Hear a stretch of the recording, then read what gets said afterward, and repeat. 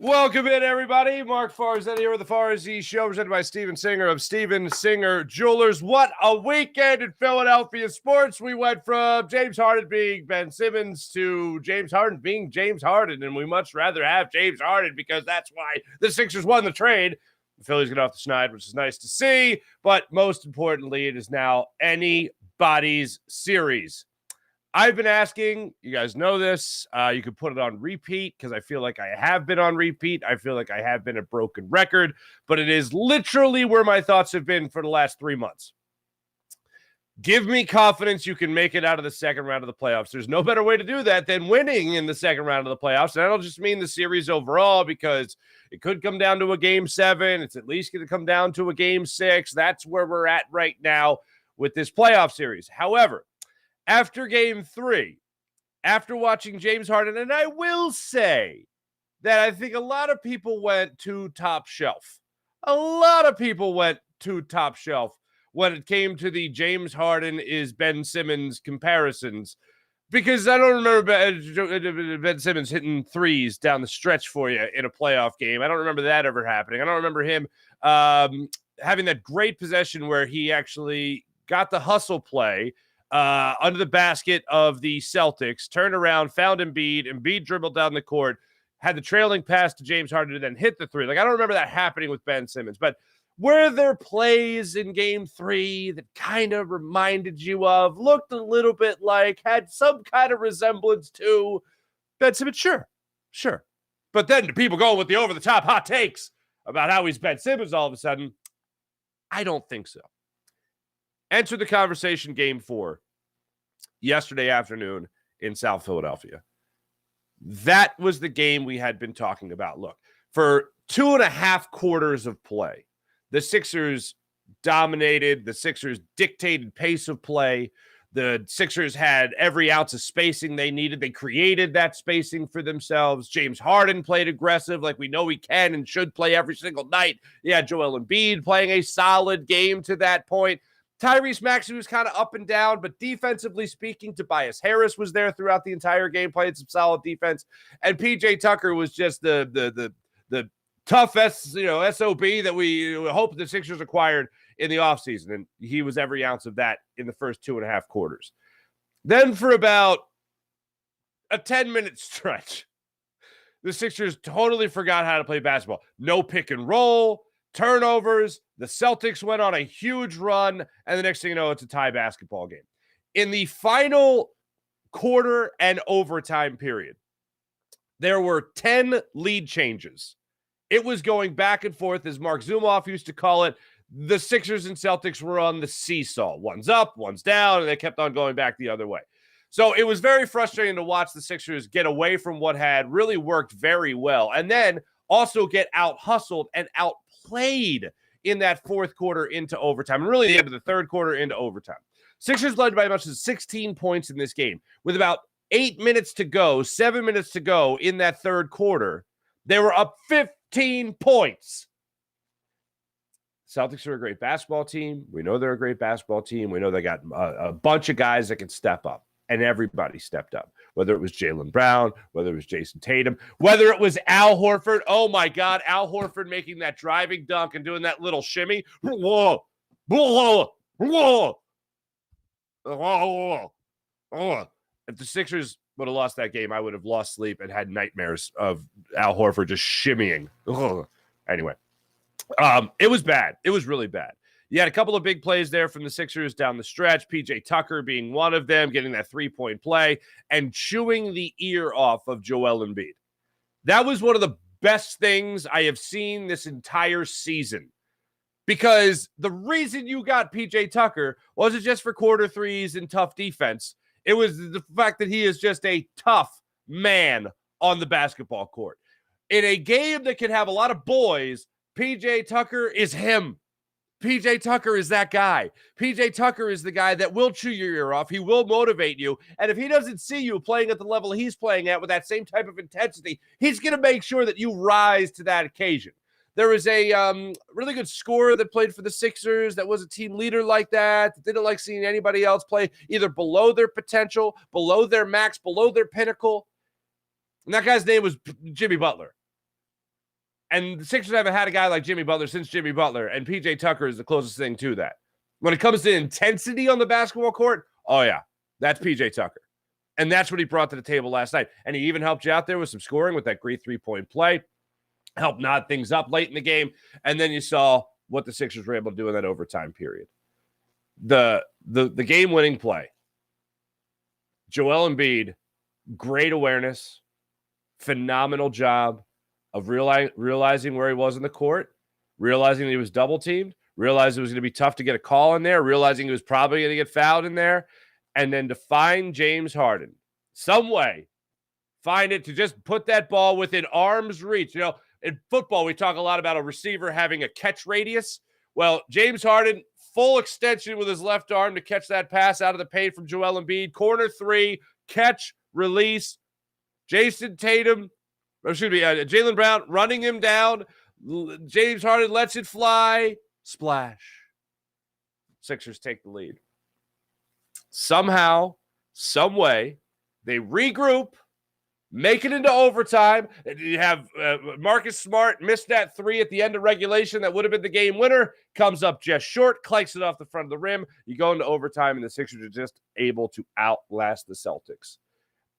It was such a great feeling going into halftime, coming out in the third quarter, and seeing the Sixers continue to just dictate every ounce of this basketball game, where it looked like the Celtics were all of a sudden the fundamentally unsound team, the team that couldn't get anything going when it came to the clutch moments or rally style or run stopping plays from Jason Tatum or Jaylen Brown or Marcus Smart or Al Horford. It was just a totally different game.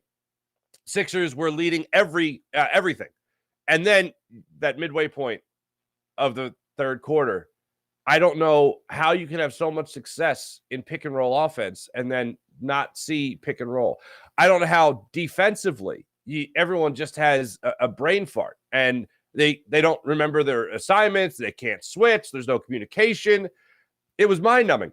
And then after the game, it was explained rather well. You never want to think about this in a playoff game with professional athletes, but their head coach acknowledged it. Doc Rivers just said they were out of gas. For whatever, they just hit a wall in that third quarter and into the fourth quarter where they were just barely able to keep their heads above water. And when you saw that play out, it was scary because, again, you go up 16 points, you're up 15 by the midway point of that for the third quarter, and you're thinking the only thing that can really stop the Sixers right now is the Sixers. And you know the Celtics are a talented enough team where they can make a run at any moment. And boy, did they. But that three-point play that I'll go back to, not just with James Harden by hitting the corner three, that was the game winner, his second game winner in this series. But that three-point play that PJ Tucker had where he was cleaning up the garbage underneath, right? Another zoom-off reference, turning garbage into gold. And then he makes the foul shot and he knot things up. It was incredible. And we've been talking about playoff PJ for a long time. The Sixers have needed an edge. The Sixers have needed someone to say, hey, guys, this is the moment that is going to live on in infamy if we don't respond. And I think great coaches do this. I think team leaders do this. And PJ Tucker certainly did it last night. You identify the moment. And I remember Allen Iverson doing this back in the day. This is the moment where they're about to make a run. This is the moment where, in this case, the Celtics are going to make the run. This is the moment where we could take that run away from the Celtics and turn momentum back into our favor. And that moment at that three-point play, physically, tangibly, on the box score, that was the moment. And then emotionally, that was the moment for the Sixers team to realize, okay, this is now our game. The Celtics should have to play catch up to us. We're going to go back to dictating the pace of play. We're going to go back to dictating, that the momentum of this game. This is the moment. And PJ Tucker provided that moment, both tangibly, both when you look at the box score, there it is. That's the moment it happened. And then as the game went on, that was where you saw the momentum shift to the Sixers' favor. Now, I know there's some people out there that are very skeptical. And look, I don't know that this means that all of a sudden the Sixers are going to win this series. If I'm betting on who wins this series, I'm still thinking it's going to be the Celtics, unfortunately. But damn, it doesn't mean that I wholeheartedly rooting to be wrong here. The most optimistic thing that could have happened is obviously tying this series up at 2 games apiece and knowing that you're not going back to Boston looking to be 1 game away from elimination. I've been asking the whole time, give me confidence that this team can make it out of the second round of the playoffs. Well, guess what? Now they've at least forced 2 more games. And that's a good feeling going up against this Boston Celtics team. Because here's what I have learned. Here's what I've discovered with this Sixers team. Good Lord, there are 2 totally different versions of this team. And I don't know which team is going to show up. Because one team, you look at James Harden as the number 1 scorer, which is after game 1, especially after game 2, I said, that's the way this is probably going to have to go. When Joel Embiid comes out and tells you that he's not 100%, that he was supposed to be out for at least another 2 weeks, maybe 3 weeks, but yet he's playing, and he had to get that game 2 out of his way to knock the rust off and learn how he could play. Well, he still played a pretty damn good basketball game, again, if you look at the box score, but even watching him in the game, he looked great. Fourth quarter, had some concerns with the way Al Horford was going back to that dad strength that he was so known for just a couple of years ago, right before he had joined the Sixers, as a matter of fact. Oh, boy, Al Horford was the kryptonite to Joel Embiid. And boy, did he look like it again in that fourth quarter. Coming up with 5 blocks, just absolutely dominant, driving the lane, hitting a 3. Just everything you hated about Al Horford in his first run with the Celtics before he came to the Sixers, he was doing it again. So what do you need? You need those 1 or 2 versions of the Sixers. One is the James Harden leading scorer, where he just creates spacing, sets up his team, and just plays an all-around great style of basketball. But the number 1 thing is the thing that he has done and really made a career out of and an MVP season out of, which is being a scorer. That's a great version of the Sixers. The other is Joel Embiid dominates. That's the other version of the Sixers. That option 2, I don't think exists anymore. Not right now. The Sixers have to be more reliant on James Harden to be the number 1 scorer. They have to be more reliant on James Harden to be the number 1 facilitator as well. And that's what he did in game 1. He got away from it in game 2. Certainly got away from it in game 3. We can be on the same page there. And game 4, good to see you! James Harden, MVP version of James Harden. The version that people told me that didn't exist anymore. And yeah, quite frankly, I didn't have a lot of confidence that he could be that guy. I was hoping that in game 1 of this series, James Harden kind of rediscovered that 45-point game, the game winner. He kind of rediscovered that, okay, I got to lead the charge here. Joel Embiid comes back, see the way he played. James Harden really needs to be that guy again. Game 3, all bets were off. It was ugly, horrible, terrible, whatever. But then in this game, you saw James Harden step up, and you saw him be that scorer that you saw him be in game 1. I really think if this series is going to shift in the favor of the Sixers, and if they could possibly find a way to win game 5, and then you get back on your home court in game 6, anything can happen. We all know that. But I think the only way that really happens is if you get a similar performance from Joel Embiid in this game, and you get James Harden looking to be the scorer that he can be. A guy that the other team doesn't want the ball in his hands in the final seconds of the fourth quarter, in the final seconds of overtime. You don't want that guy dictating the pace of play as he did so well the vast majority of this game 4 and did throughout game 1. But that's what the Sixers need to win. And I'll let you hear it in a little bit, but one of the things that Doc Rivers acknowledged was that James Harden, Tyrese Maxey even, Tobias Harris and James Harden, and Joel Embiid, all 4 of those guys played their roles really well in this game. Maxey, I thought defensively, especially for a guy that has, I think, taken some steps forward in his defensive capabilities over the last year. Not so much in this game, whether it was Jaylen Brown, whether it was Jason Tatum, whoever drew him, whoever he was matched up with, they were winning a lot of battles in that regard. The one play that really pissed me off, and I know it pissed everybody off, because Marcus Smart got a charge call on Joel Embiid that took points off the board. You go down the other end, Jason Tatum is being guarded by Tyrese Maxey, and if you don't know the play, oh my God, this was atrocious. And it sucks because Maxey got penalized essentially for trying to play tough, strong defense, and Tatum ends up knocking down a 3. And Tatum takes a dribble, puts his forearm out, his left forearm out, and shoves Tyrese Maxey without question. Offensive foul, push off. But Maxey, instead of like pulling a Marcus Smart where he flops or exaggerates the call or whatever it might be, he tries to stand his ground. He regains his footing and tries to recover to put a hand in Jason Tatum's face. To no avail, Tatum hit the 3. You see Doc Rivers on the trip back down the court to the Sixers offensive end. You see Doc Rivers on the sideline throwing his hands up in the air right at the official who was standing right there for what should have been an offensive foul call. Sixers maintain their composure, end up tying the game, end up taking the lead, and obviously end up winning, as we all know. But that was an atrocious call there. And Maxey, I thought, played great defense in there. And the fact that they did not call the offensive foul is embarrassing. You saw Doc Rivers after the game as well get pretty emotional about it, too, get pretty revved up. When my old friend Dave Uran was asking him about that call, and he goes, well, did you think it was an offensive? He goes, I thought it was. And Doc Rivers, commit. Was it an offensive foul? Anyway, it was an interesting play. But everybody played their role, and they played their role perfectly. And I say going into this series, you're going to need that because the only way you're going to beat Boston is if you get all four of these guys, your four marquee guys in your starting five. And even you can throw in PJ Tucker in that mix too when you're talking about the entire starting five. They need to all play their roles well. And a guy that I thought really stepped up as far as being that emotional leader and being that gritty guy that helps put the team over the edge. I thought that's really what PJ Tucker was able to give you in this game. And to see the emotion that was charged into this was a spectacular sight, and man, was it a sight for sore eyes.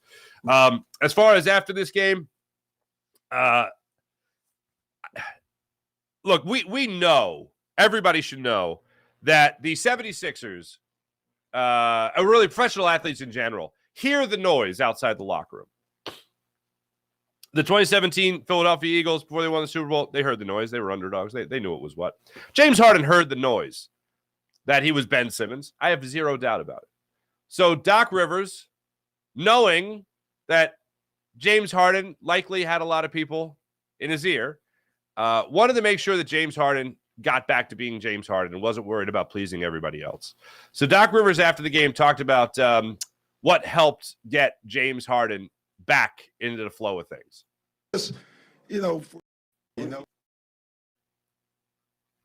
Oh, come on. The biggest difference. Wrong cut. Me scusi. Here is Doc Rivers talking about James Harden. For a day and a half, James had to get himself back. No one did that but James. Film was great. We talked, and probably 15,000 other people probably talked to him. But James, I sent him a gospel song, which he'll tell you if you want, but before the game. And, the title of it was Do You Know My Name? And James Harden was James Harden tonight. What's more importantly, Joel was Joel tonight. Tyrese was Tyrese tonight. Tobias was Tobias tonight. That's what we have to have. We can't have one guy. We have to have everyone. And boy, did they. I went and I listened to that song. You Know My Name. And I'll say this. James Harden talked about it afterwards. He said it was like a 7-8 minute song. I went back. It's an 8-minute song. I'll say slow build, that gospel song. As many gospel songs are, but man, the crescendo. Oh, it makes you want to go out there and drop 42 points. Tell you that much right now. I know we have criticized Doc Rivers a lot on this program. I know that in our chat, we would affectionately refer to him as Duck Rivers for ducking responsibility. And I've said there have been things that really grinded my gears about Doc Rivers and the way he's coached this year. But this year in particular, I thought he's done overall a very good job. For a guy that's not supposed to get along with his players, for a guy that's not like James Harden isn't supposed to listen to Doc Rivers. James Harden is supposed to be like Paul George and Kawhi Leonard, and they're not supposed to like him, or Blake Griffin. They're not supposed to like Doc Rivers. And all this, right? Doc Rivers sent him a song. James Harden listened to the song, and he said, let's play it. Said it to the guys, let's play it. It's 8 minutes. Oh, damn. Let's go. And he said, there's got to be some good juju in this song. So Doc sends the song. James Harden sees the running time and goes, that's an eternity. And they play the song, and he goes, got to be some good juju in here. And sure enough, there was. I guess the point of the song is don't forget who you are. In this case, don't forget who you are. Everyone knows who you are. Go out there and be who you are. And that's who James Harden was. He was James Harden. He was James bleeping Harden. And when you look at some of the stats that come off of this game, James Harden is the first 76er. It feels like when we get in these playoff runs, there's two names that are very consistent. One is Allen Iverson. The other is Wilt Chamberlain. But he's the first 76er since Allen Iverson, and he did it twice in the 2001 run, did Allen Iverson. James Harden is the first Sixer since AI in 2001 with a 40-plus point performance, 5 rebounds, 5 assists. Not too shabby. Not too shabby. Also, Joel Embiid in this game had 30 points, 10 rebounds. It was his 14th such playoff game, tied for the most in franchise history. I'm gonna assume that it's Wilt Chamberlain is the guy he's tied with right now. I think that's a safe bet. But overall, there has to be a change, and the change has to be consistent to the point where it becomes the norm. And if the Sixers are going to win this series, James Harden needs to play the way he played in Game 1 and the way he played in Game 4. That's the version of James Harden. I was talking about the box score a second ago. You look at the box score of Game 3, 20-plus points, whatever, it doesn't look as terrible. But when you watch the game and you see the style, it does bother you. When you pass up wide-open layups or you pass up drives that you could get the N1 on like he did with Jason Tatum, but he kicked it out and he found D'Anthony Melton, who actually ended up hitting the 3 in that Game 3 against the Celtics late in that game in the fourth quarter. That's all great, but if James Harden doesn't play aggressive, if James Harden doesn't play up to that level that we know he can play at, that many doubted he could play at, but now he's shown us twice in the Sixers' 2 wins in this series that he can play at that level. Play at that level every game. Play with that mentality. The shots aren't always going to fall. You're going to have your off nights. You're going to have turnovers. You're going to have issues where you see, oh, James Harden's being too aggressive. I'd rather have the too aggressive James Harden than the passive James Harden. And the passive James Harden is who you saw in Game 3. The aggressive James Harden is who you saw in this Game 4 against the Celtics. And that's the only way I think the Sixers win this series, is if you have James Harden as the number 1 threat scoring-wise, you have Joel Embiid be that number 2 guy, and I think that enough will be enough to be able to make up for the discrepancy between the 100% healthy Joel Embiid and the maybe 85-90% version of Joel Embiid that you're getting right now. Because that's how high a level James Harden can play in order to make up for whatever you might be losing here from a banged-up Joel Embiid. And as that game goes on, as this game goes on, as this series goes on, I think that you're going to continue to see that level of play from James Harden. Because the other thing you got to keep in mind here is I still don't think that James Harden is like 100% back next year. I don't even think he's like 70% back next year. I think it's getting closer and closer to a toss-up. If they lose this series, I think he's gone. If they win the series, I think there's a good chance he sticks around.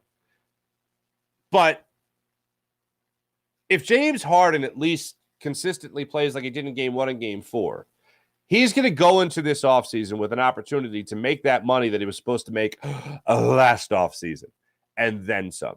If he's putting that 33, 34-year-old body out there and he's still scoring like this, there's a lot of teams that will still ink him to a long-term, or at least if not even a long-term, a lucrative contract. He's playing for a lot of money. And if he has the opportunity here to be the number 1 guy, then he's going to be making a lot of money for himself going into the offseason. So there's a lot on the line here. And look, that still only benefits the Sixers, at least in the short term, it only benefits the Sixers, because I believe that's the only way you could win this series, is to get James Harden playing at that level. Also, it helps James Harden line his pockets a little bit more. And that's the money side of it. That's the financial side of it. But the only reason I'm even highlighting it is because it's all about motivation. This is a big cog in the wheel of motivation for James Harden to continue to play well. I mentioned earlier PJ Tucker and the way he was able to play in this series, especially in the later stages of this game.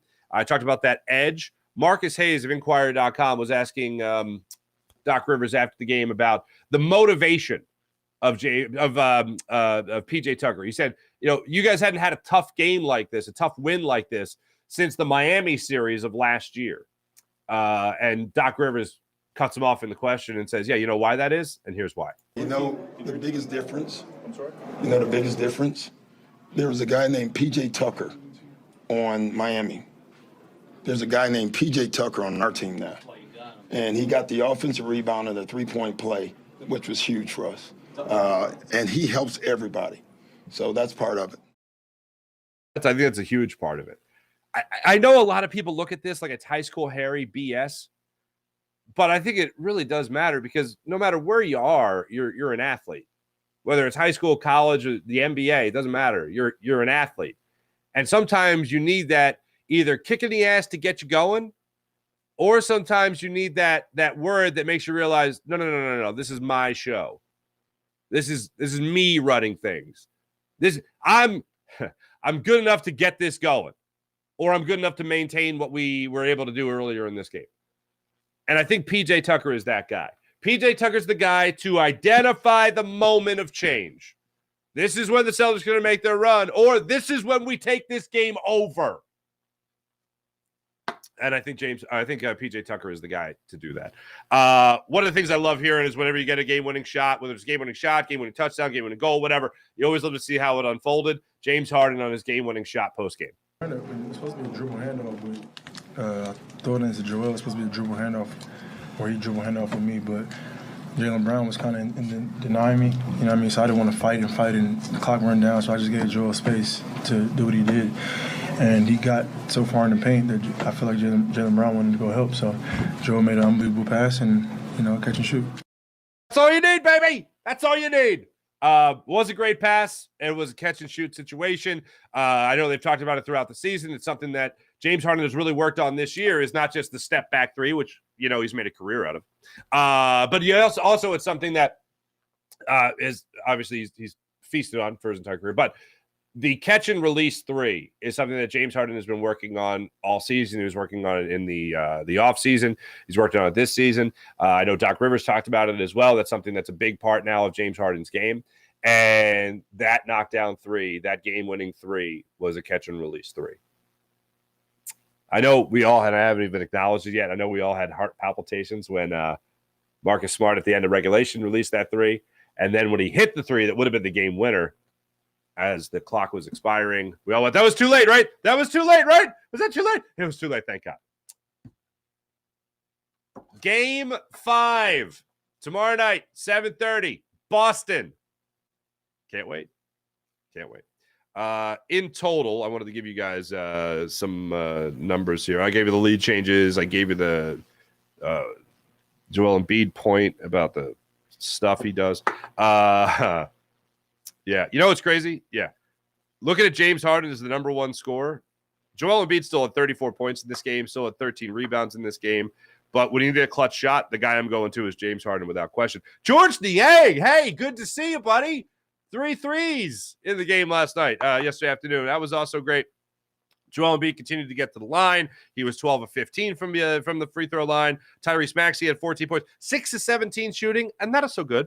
Did hit 2 threes for you. Tobias Harris, this is where the box score, again, doesn't tell the whole story, but 9 points for him. Defensively, though, I thought he was a lot better than what we have seen. 3 20-point scorers for the Celtics yesterday: Tatum, Smart, and Jaylen Brown. Also, Malcolm Brogdon had 19 points off the bench, including 5 threes. He was 5 of 8 from beyond the arc for the Boston Celtics. 7:30 tomorrow night. See if the series continues to go in the direction of the 76ers. While I am talking about the NBA, we have to talk about what happened with Nikola Jokic yesterday. Now, the Suns won the game, but I believe it was the second quarter of the game last night. There's a ball that goes out of bounds, and this is where it gets crazy. The ball goes out of bounds. It's in the arms of a fan. Okay, if you know the end of the story, you know where I'm going with this, but I'll just say this. It's in the arms of a fan. Joker goes over to get the ball from the fan. The fan's a little hesitant on giving up the ball. The ball ends up getting swatted like 10 rows back into the stands. Joker, with the fan kind of in his face right now, standing at the side of him, Joker gives a forearm shiver to the fan, knocking him down to his seat. Nuggets get the ball back, and Joker walks away. The fan ended up being the fairly newly minted owner of the Phoenix Suns, Matt Ishba, if I'm saying that right. Joker gets a technical foul for shoving the fan. and the Suns go on to win the game. Nuggets lose. That series now knotted up at 2 apiece. Here's my take on the situation. Joker should never shove a fan, regardless of who's there. Even after the game when they found out who it was, I'm assuming they found out who it was after the game. Both Malone and Joker said after the game they don't care who the person is. If they're sitting there in the court, they're a fan. And that's fair. I get it. In no way, shape, or form should you shove a fan. That fan wasn't posing a threat. That fan wasn't pushing Joker. Oh, Joker said after the game, well, he pushed me, so I pushed him back. He didn't put...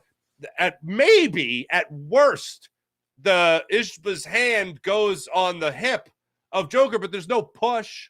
There's no nothing. If anything, the guy's just trying to keep his space. I don't know if Joker felt the hand before he pushed or he just felt the guy in his space and he pushed. You can't do that.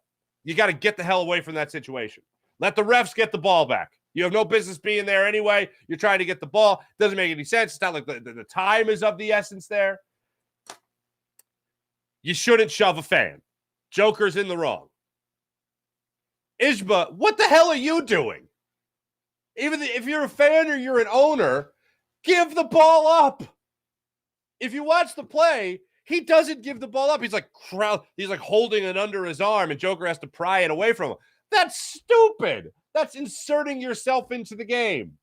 And you know what? You're the owner of the Suns. Do whatever the hell you want for the most part, but that's stupid. Hey, you're going to get a lot of headlines. Everyone's going to know that you're the owner. They'll be like, I thought the Suns, they have an owner now? I thought they didn't have an owner. What happened to the guy that said the thing? He's gone? Oh, no way. Like, people are just learning now who the owner of the Suns is. So, hey, you put your name on the map. Good for you. Hey, you rallied your fans by taking a charge, more or less. If you see the play, he puts his hands up in the air. Like, oh, he looked like Marcus Smart, okay? So, there's definitely two wrongs there, but the greater wrong is Joker pushing somebody. That's just stupid. Absolutely stupid. And I think if it's it's just funny to even think about this. If it's Josh Harris doing that, we actually probably find it funny. All right. But maybe some people would be and it's just so out of the personality of Josh Harris. That's why it's so funny. It's like a fish out of water comedy. But like if Josh Harris is sitting there and he's holding the basketball and Marcus Smart comes over and pushes him, or Al Horford comes over and pushes him. First off, if you're pushing a guy who gave him $109 million, but whatever. If he pushes him, we're like, yeah, that's our guy. You get in his face, you get in his cage, man, rattle him. That's what we're thinking, maybe. I don't know. Maybe we just all find it hilarious. But if you're a new owner and you're like a younger owner, right, maybe it's something that the fans will get riled up over and enjoy, because it looked like they enjoyed it in this particular game. Look, Joker has the greater evil here. You don't shove somebody. Ishba should know better than to hold on. That's just stupid. One guy was a jerk. The other guy was stupid. That's the way I'll remember this play. As I did mention, Joker got the technical, but my take on it is absolutely not. Joker, you don't shove anybody. But I know that'll be the headline. And I know here in Philadelphia, we've got like so much animosity built up over Joker, where it's like some people might not even acknowledge he's a great player because all we've been doing is talking so much crap on him for 3 years because it's him and Embiid for the MVP race. But if you really try to look at it objectively, look, I don't think anybody hates Joker. I just think they think Joel was better. That's it, right? I'm not looking at Joker and saying that he's some horrible human being or horrible person or whatever. But he was in the wrong. You don't shove anybody. That is just ridiculous. And I'm glad he got teed up. From the other side of it, Ishmael is not an angel in all this. It wasn't like he got the ball, set it down, was like, oh, I hope everyone's okay. And then Joker just came over and punched him. Like, no, that's two wrongs certainly don't make a right. Joker's more in the wrong without question. So that's my take on it. I know it's something a lot of people will be talking about today. Let me tell you about Steven Singer of Steven Singer Jewelers, the other corner of 8th and Walnut, right there on Jewelers Row. For over 40 years, Steven Singer's been in the love business in Philadelphia, helping people fall in love and get engaged. How great is that? Steven Singer Jewelers, one place, one price, the perfect price. Online at IHateStevenSinger.com. That's IHateStevenSinger.com. Let me tell you about the great people of Manscaped. Manscaped.com, the leader in below-the-waist grooming. Because, fellas, you want to look good everywhere, right? You'll love their Platinum Package 4.0, which is their best hygiene bundle yet. It's incredible. It includes their Lawnmower 4.0 trimmer, as well as their Weed Whacker ear and nose hair trimmer, and they come with skin-safe technology that helps you reduce the risk of nicks so you can manscape with confidence and comfort. Join 4 million men worldwide who trust Manscaped. Go to manscaped.com. Use promo code Farzy for 20% off and free shipping. How about the amazing people at Freestone Farm CBD? FreestoneFarmCBD.com. You like CBD? You use CBD? How about Freestone Farm CBD at FreestoneFarmCBD.com? You'll love their tropical tasting Bayox that clocks it in a chart-topping 24.1%, and Super CBD, which is half Hindu, Kush, at 21%. Generics to these guys are off the charts. So try Freestone Farm CBD at FreestoneFarmCBD.com. How about PHL Sports Station, Philadelphia Sports Station, enhancing your Philadelphia sports fan experience across all social media and blogs? That's PHLSportsStation.com. Before I get to the chat check, one more thing I got to get into. The Phillies snapped a horrible losing streak. That was not fun. It was the opposite of fun. It was zero fun. They dropped the last game of that Astro series. Bink. They got swept out of the Dodgers series. Bink, bink, bink. And they lost the first 2 games of this series with the Boston Red Sox. Bink, bink. They dropped 6 in a row. And game 2 of this series, I was away. I was away in Baltimore over the weekend for my most babyest cousin, the 21 first cousins on my mom's side of the family. My cousin Sean, shout out, man, got married. Beautiful ceremony, beautiful everything, right? And I'm at a bar. I'm at a bar called the Seahorse, which is not in the Inner Harbor. It's in like a Dundalk, right? Sparrows Point, I believe. Lovely place in case you ever want to check it out. Good times. Right on the water. Beautiful. And I'm looking up at the TV trying to follow what's going on with the Phillies. It's on one of the TVs at the bar, right? And I'm enjoying, I think, my second plate of nachos and crab cakes. And I look up and I see Harper hits his home run. And I go, oh, my God, it's amazing. A home run. It's incredible. I go up and see Trey Turner hit a home run. Oh, my God, this is incredible. 7-4. Maybe they're going to come back in this game. I'm trying to follow it, right? See Bailey Falter have the implosion innings, right? All that fun stuff. So I'm following the game as best I can. And I'm literally pissed off in a different state, surrounded by loved ones. I'm pissed off that they lost another series. After winning 5 straight series, they now have dropped 2 straight series, which is haunting considering the run that they were on. I know that the road ahead is going to be tough because they got a 2-game series coming up here with the Blue Jays who are playing. Anybody in the AL East, like even the Red Sox. I don't want to face anybody in the AL East. The AL East is going to be off the charts this year. Again, by the way. So I'm watching it, and I'm going through the emotions of, like, this just sucks. Like, I really wanted them to at least go for the series win on Sunday and be able to enjoy that game and all that stuff. And it just wasn't meant to be. So I'm following the game, and I'm pissed off, and I'm, like, really eager to get home and watch the 3rd game of this series and just hope that they salvage the game. And I don't know what it was. I just had this feeling that the Phillies are not a bad enough team to get swept again. Like, I was just like, sometimes you'll just have those moments like it doesn't make any sense. Can't justify it. It's just because personally you're pissed off about where they are. Like, no, they're not this bad. And a lot of times, you know what? You're wrong. They are that bad. But this time around, they're not that bad. And they get the win. And the biggest thing that I saw going into this game, the biggest reason I really started to feel like they're going to win this game is because for, I don't know how long, maybe, at least since Harper's been back, like a week, I cannot understand for the life of me why Kyle Schwarber was going back to the leadoff spot. And it's not that he's, a 200 hitter. I mean, that really hasn't changed much from last year. It's not so much for me to look at him as not a leadoff hitter anymore as it is for me to look at Bryson Stott and say, absolutely, he is the leadoff hitter. It's not so much that Kyle Schwarber has lost it. It's that Bryson Stott has taken it. And to see Rob Thompson go back to Kyle Schwarber at the top of the order with Bryce Harper back, it makes me think, was there some kind of backdoor deal? Was there some sort of like handshake agreement that, all right, you're not going to lead off when Harper's not back, but when Harper comes back, you're going to lead off again? Look, that's sheer speculation on my part. But for me, I just don't get it. I don't understand how you would again demote Bryson Stott because Harper's back. The obvious thing, the most perfect place for Kyle Schwarber in this lineup right now is for him to be batting 5th behind Nick Castellanos. I said it on Friday after the game on the post-game show on Jacob Media. I said it throughout the weekend. I yelled it at the TV at the bar in the Baltimore area, and no one cared. Who are you talking about? The O's? Who are you talking about? There's no justification for Kyle Schwarber being the leadoff hitter anymore. So I saw the lineup card come out, and I thought to myself, perfect. This is exactly what you need. The best case scenario for this Phillies team. Like, think about it. JT Realmuto as your 6-hole hitter. That sounds pretty good. Going through this lineup and going going Stott, Turner, Harper, Castellanos, Schwarber, and then having JT Realmuto or Alec Boehm or whoever it might be at that spot of the order is perfect. It's absolutely perfect. And you go into this game, Kyle Schwarber was 0 for his last 20 with 8 strikeouts. In this game, it advances to 0 for 21 with 9 strikeouts. And then in his next 2 at-bats helps the Phillies win the ball game. You watch this game go on. You see the early goings of it made you feel all warm and fuzzy. You see this game. First off, Taijuan Walker pitched a great game throughout, so that was great to see. But the Phillies come up in that 4th inning. They start to really turn things on. Stott, Turner, back-to-back singles to lead off the inning. Then you have Bryce Harper step up with no gloves, works the walk, bases loaded, nobody out. Castellanos, fielder's choice, RBI. Devers makes a great tag on Turner in that 4th inning. The Phillies go up 1-0. Then Kyle Schwarber steps to the plate with runners on first and second with 1 out, gets the RBI single. You're now up 2-0. JT Realmuto makes an out. Bowman makes an out. The inning is over. They get the home run at the top of the 5th inning. The Red Sox do. It's 2-1.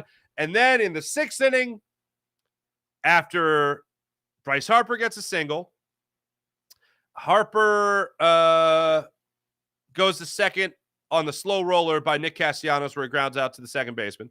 Schwarber steps up. They make the pitching change. They go to Blyer. Second pitch of the at-bat. Kyle Schwarber belts a 2-run home run to right field's upper deck, baby. Goes second tier. 434 feet. 434 feet of comfort in the lineup, as I'll call it. Phillies go up 4-1. They tack on a couple more on JT Realmuto's 2-run single in the 8th inning for some insurance. Phillies win 6-1. They snap their 6-game losing streak. They get the day off today. They go up against the Toronto Blue Jays tomorrow.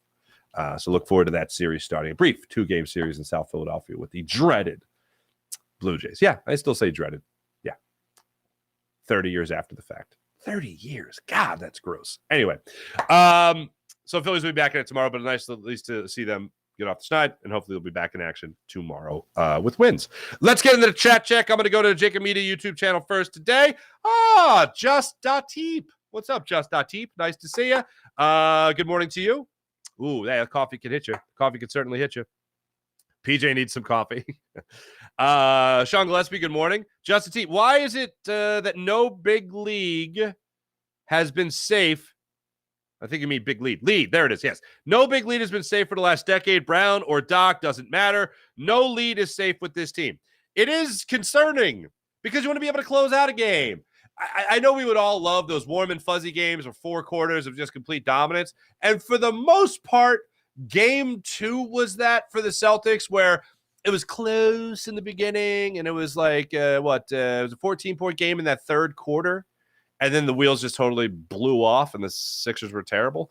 But we would all love to have those laughers. Playoff basketball, it's really hard to get a laugher. Sam Fisher, what makes me think that? What makes me think what? Chad, what's up, Chad? Just a tip. I cry thinking about how much better this team would be with Butler, Bridges, and Matisse. Oh, it's terrible. It's absolutely terrible. Let's jump over to the Farzy show chat. What's going on, chat checkers? How you guys doing? Sean Gillespie, hello again. Sean Kilrain, what's going on? Oh, my God, the Sixers stay alive. For now, unfortunately. Amazing win. I saw somebody said that they have 0. Oh, there they are, Dan. Dan Schwartz. Dan Schwartz, my man. Nice win. Absolutely 0 faith going forward, though. I can't have less faith after they win. So when you think about it, I'm at my highest point right now that the Sixers could win this series. I don't think they will. But in terms of the most confidence that they'll win the series, right now is the highest I've been since game 1, right? You can't take a hit confidence-wise after game 1. I still don't think they'll win, but I have more confidence that they will. Like on a scale of like 0 to 100, 100%. Oh, they're 100% going to advance, or they're 100% going to get eliminated. Like I'm like 85% sure they're getting eliminated now. which beats the hell out of the 100%, right?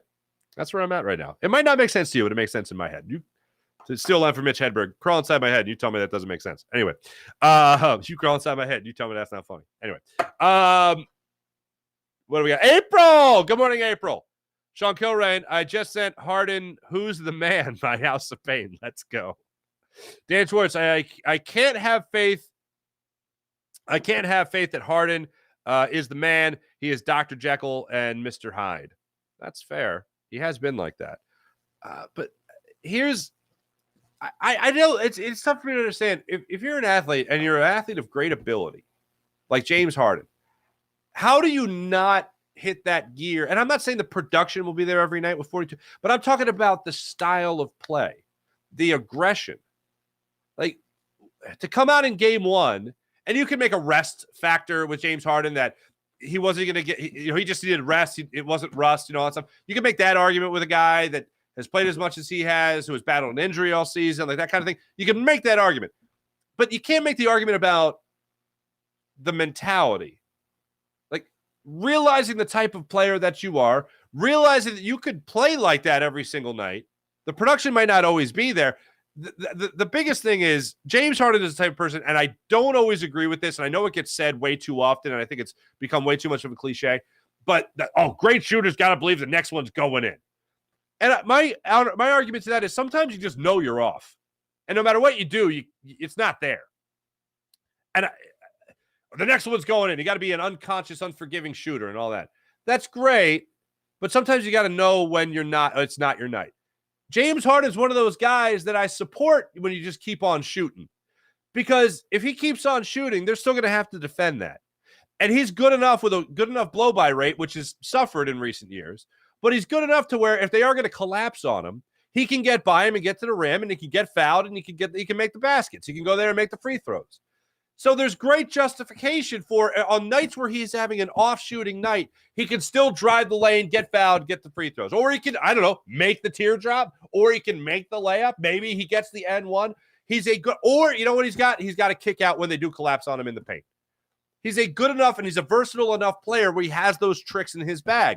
So to see a version of him, a version of basketball for him that almost looks disinterested in the game, that's unforgivable. Game 1 and Game 4, obviously the production was great. It's an easy argument to make.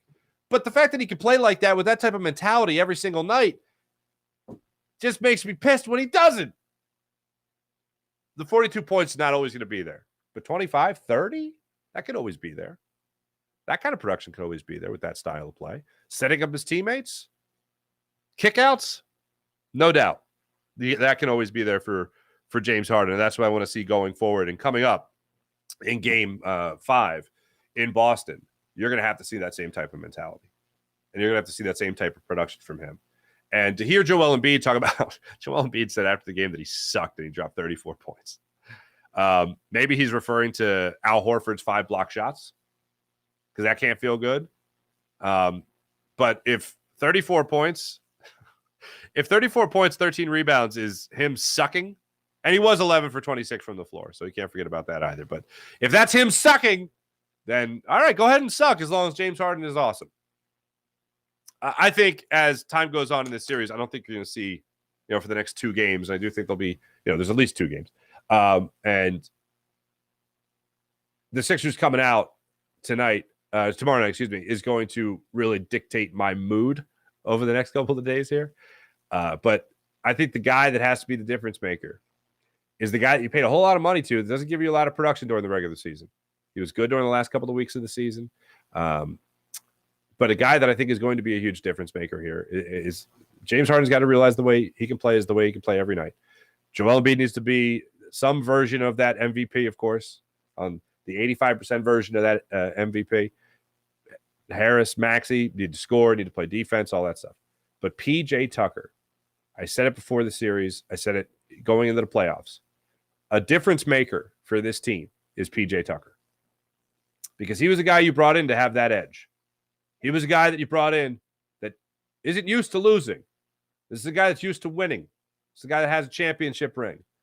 This is a guy that wants everybody else to make sure that they're matching his intensity. And to see him getting in the year of Joel Embiid last night was a beautiful thing. This Sixers team, I don't feel great about their odds of winning this series, but I haven't felt better than their odds since game one. That's all you can ask for at this point. It's not going to be perfect. It's not going to be pretty. The Celtics are a better team. Celtics are a better, deeper team than the Sixers. And you want to know why you're not confident in the Sixers winning? It's not just because the Celtics have had their number. It's because the Celtics are a better team. Sixers can play better basketball, and they can advance. And, man, the road that's in front of them, Knicks, Heat, the road that's in front of them means they could be an NBA Finals team. The Sixers are 2 wins away right now. 2 wins away from us having a lot of confidence in them making it to an NBA Finals. Look, it's 2-2 in the semis. It's 2-2. I don't want to get too ahead of myself, but that's what's down the line. Sixers continue to play the way we know they can play.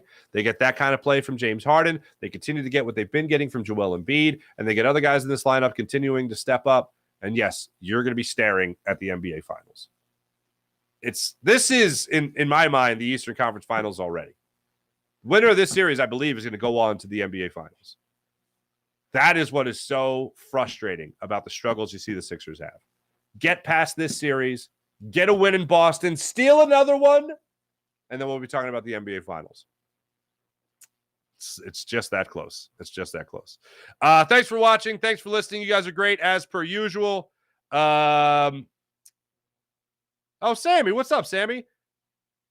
How do we keep motivated Harden? Gospel music. Who's going to have more brain farts as a coach, Missoula or Doc? Daquan. What's up, Daquan? Harden got both these wins. I hope so. I hope. Hey, we talk about baseball a lot when you're struggling in a series and you got your ace going the next day. It's like, yo, everyone settle down. I got this, right? Hopefully Harden's got this.